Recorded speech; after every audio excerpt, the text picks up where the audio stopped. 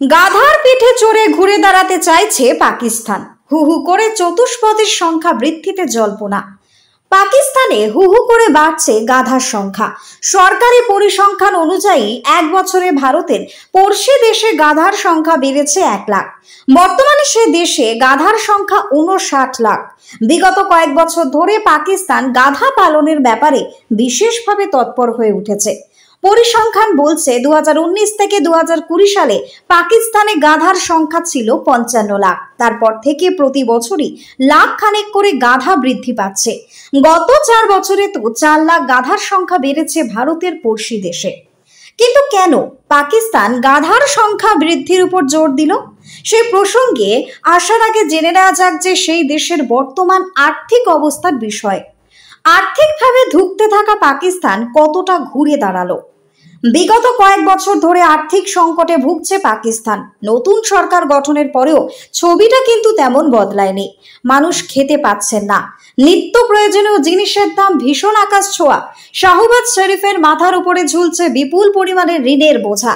এমন অবস্থায় ঘুরে দাঁড়ানোর লক্ষ্যে একাধিক পদক্ষেপ গ্রহণ করেছে শাহবাজ সরকার। তবুও অবস্থার তেমন কোনো পরিবর্তন ঘটেনি।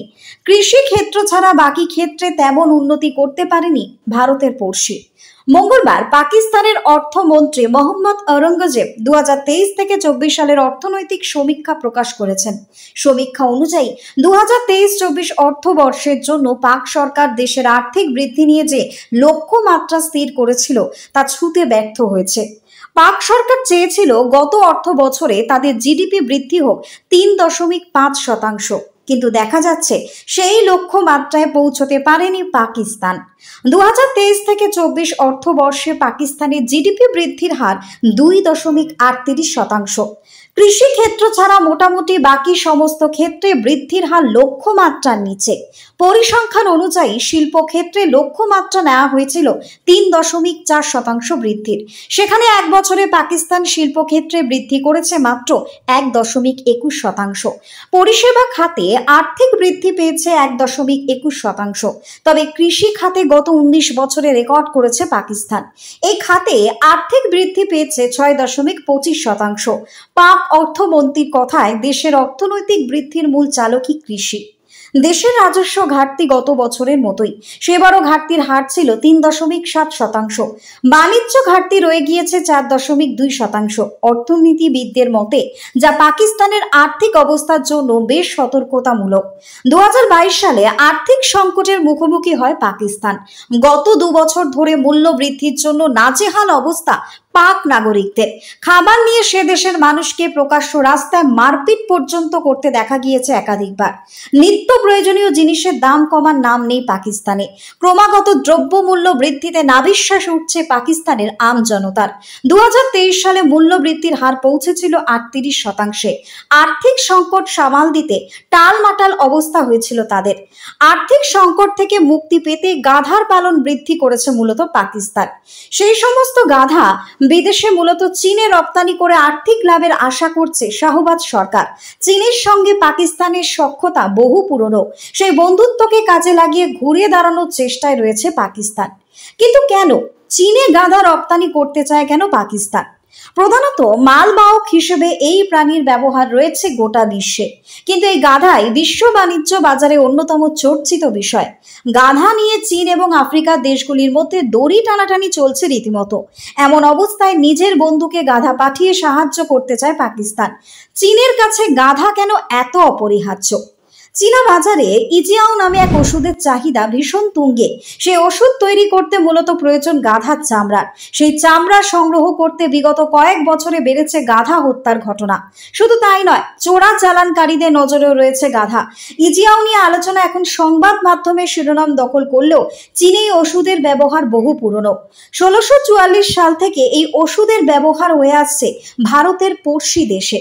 সেই সময় সাধারণত রাজ পরিবারের মধ্যেই এই ওষুধের ব্যবহার ছিল সীমাবদ্ধ। তবে এখন সমাজের বিভিন্ন শ্রেণীর মধ্যেই এই ওষুধের ব্যবহার লক্ষ্য করা যায়। কিন্তু কেন এই ওষুধের ব্যবহার এত বেড়েছে?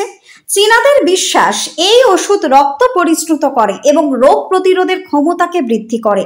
গাধার চামড়া থেকে বার হওয়া এক ধরনের তরল ইজিয়াও তৈরির অন্যতম প্রধান উপকরণ। ওষুধের ব্যবহার বৃদ্ধির সঙ্গে সঙ্গে চীনে টান পড়তে থাকে গাধার সংখ্যায়। নিজেদের দেশে গাধার সংখ্যা কমে যাওয়ায় চীন বিদেশ থেকে গাধার চামড়া আমদানি শুরু করে। সেক্ষেত্রে চীনে গাধার চামড়া যোগানের জন্য নির্ভর করতে শুরু করে আফ্রিকার বিভিন্ন দেশের উপর। কিন্তু এই গাধা নিয়ে আফ্রিকার দেশগুলির সঙ্গে চীনের বিরোধ চরমে ওঠে। চীনকে গাধা সরবরাহ করতে অসম্মত হয় আফ্রিকার দেশগুলি। তারপরই গাধার খোঁজে অন্যান্য দেশের দিকে হাত বাড়িয়ে দেয় চীন। এমন অবস্থায় চীনকে সাহায্য করতে এগিয়ে এলো পাকিস্তান। ব্যুরো রিপোর্ট, নিউজ বঙ্গ টাইম। আস্থা পলিক্লিনিক ও ডায়াগনস্টিক সেন্টার, এক ছাদের তলায় বিশিষ্ট চিকিৎসকদের চিকিৎসা পরিষেবা পেতে আজই আসুন আস্থা পলিক্লিনিক ও ডায়াগনস্টিক সেন্টারে। আমাদের ঠিকানা নোনা চন্দনপুকুর, চ্যাটার্জিপাড়া। আমাদের যোগাযোগ নম্বর 7003758330। फास्ट मूविंग वर्ल्ड में वही आगे है जिसके पास है स्पीड, जैसे मेघबाला ब्रॉडबैंड। सही स्पीड सही पहचान। सो अगर कांस्टेंट फास्ट स्पीड चाहिए तो ले आइए Meghbala broadband. New Shatarupa one stop solution for your smart choice. এখানে সকল প্রকার ব্র্যান্ডেড কোম্পানির TV, fridge, mobile, computer, laptop, sound system এবং মোবাইল ও কম্পিউটার অ্যাক্সেসরিজ সঠিক মূল্যে বিক্রয় করা হয়।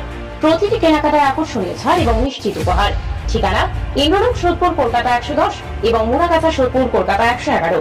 Animesh Suzuki, BT road, Agarpara. Motorcycle মানে সুজুকি। মোটরসাইকেল সেল এবং সার্ভিস করানো হয় অত্যাধুনিক যন্ত্রের মাধ্যমে। এখানে অত্যাধুনিক মডেলের বিভিন্ন গাড়ি পাওয়া যায়। পাবেন Suzuki Hayabusa, Suzuki Gixxer, Suzuki Bergman, Suzuki access 125 এবং সাথে সার্ভিস সেন্টারের সমস্ত সুবিধা। আমাদের শাখা আগরপাড়া, ব্যারাকপুর ভিআইপি তে। সকলকে সাদর আমন্ত্রণ। ওম সাই ব্যাংকুয়েট অ্যান্ড গেস্ট হাউস। আপনার পরিবারের যে কোনো সামাজিক অনুষ্ঠানের জন্য আসুন ওম সাই ব্যাংকুয়েট অ্যান্ড গেস্ট হাউসে। এই অঞ্চলের সবচেয়ে বড় সেরা ব্যাংকুয়েট।